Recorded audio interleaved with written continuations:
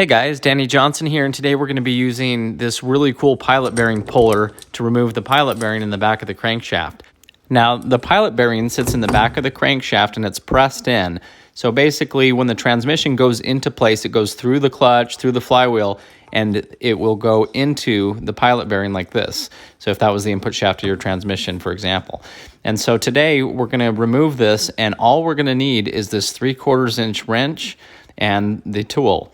Now, there are other ways to get it out, hydraulically speaking. You can push bread or grease or even paper towels or a combination of all that into the back and pound it in, and it will pop the bearing out. So if you don't have a tool and you're in a bind, I have a video for that in the description. So I got this tool off of Amazon, and I saw it from one of my other friends that I watch his channel, Auto Fun. So I'll put a link in the description to his channel and also where you can pick this up. But you basically just put all three of these jaws together and they go right into the pilot bearing. And so the pilot bearing is pretty small, so you do need to make sure that it's a specific puller like this that'll fit. So then we bring up these two arms, and they basically will sit up against the back of the crankshaft. They can be brought in or out, and then there's little knobs to tighten them down so they don't continue to swing. And you want to get it as straight as you can. But once this is in place, all we're going to do is start tightening the tool. And so there's a little cone at the front, and what it's doing is starting to spread those jaws.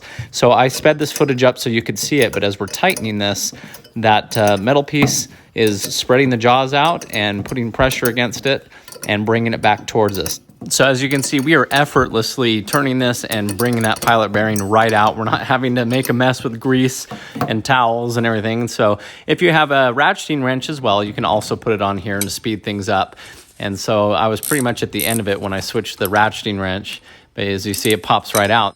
So since you're grabbing the whatever it can, it's just going to pull the first part of the bearing out, and we're going to just loosen the tool back up, and then we're going to go back in and grab the rest of the bearing. So it's the same process just over again. And so we're just loosening the tool up. We're putting all three of these jaws right back inside. And as you can see, that silver cone there, we just start tightening it up and it starts pushing against those jaws. And so now we'll just do the same thing over again.